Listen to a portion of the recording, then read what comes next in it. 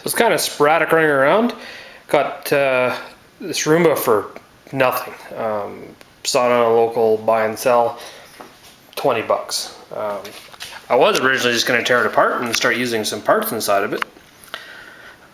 With Arduino projects and just tinkering, you know, I've been interested in these things a long time. They're pretty cool. There's some awesome videos online. I'm not even going to go apart and take this thing apart because there's a few people that have torn this series, the Discovery series, and other ones apart, and their videos are awesome. And it shows you everything you need to know about what to look for to clean up, etc. So I did a little bit of digging, trying to find some more information. See how much crap is in here. That's just from like 10 minutes of driving around my shop.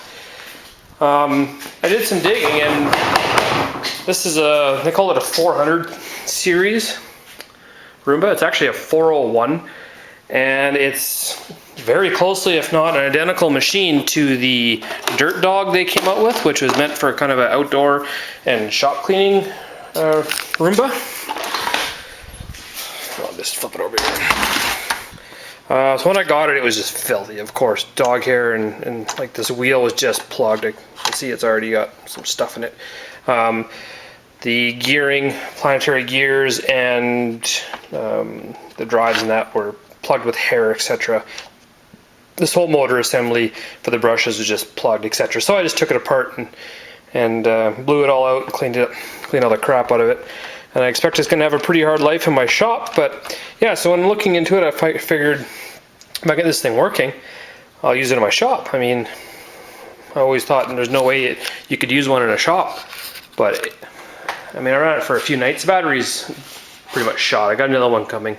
But the parts for these things are cheap nowadays because they're, you know, quote unquote, you know, old. They're, you know, 6 years old or more. And the new ones are ridiculously expensive. It's pretty loud running around the shop, as you could see earlier. But it's great. I mean, I don't know if I've had my shop swept this clean in a long time. It gets under my toolbox, gets in behind my air compressor. I'll clean up this a little bit better so that it can go in there and do its thing. I thought these mats, there's no way I was going to drive over these mats. You know, it hesitates a little bit, but it trugs right through it. No issues, doesn't stop an alarm because these things have overcurrent protection, and if they ever get stuck, they'll just turn themselves off so they don't hurt themselves.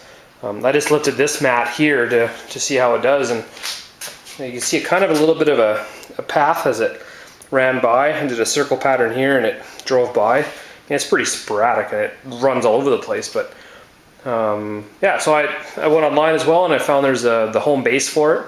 These things will, when the battery's almost dead, they'll go home, so I'm going to probably put it in the corner of the shop with the home base, and then I'll set up something on the garage door. I'm probably going to use an Arduino. This little mini, it costs like 20 bucks, not even, an IR emitter, and there's some great stuff online about hacking these things and sending IR commands, etc.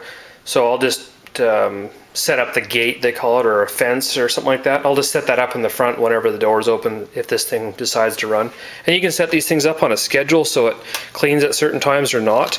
I mean, I went online and you can find tons of these things for like super cheap. And yeah, I mean, it's running around the shop cleaning up. Just turn it on in the evening and walk away from it. Sometimes you got to run around and try to find where it ended up, but yeah, so that's a pretty cool little addition to the shop. Hopefully it lasts a while. If not, we'll take it apart and we'll use the parts for something else.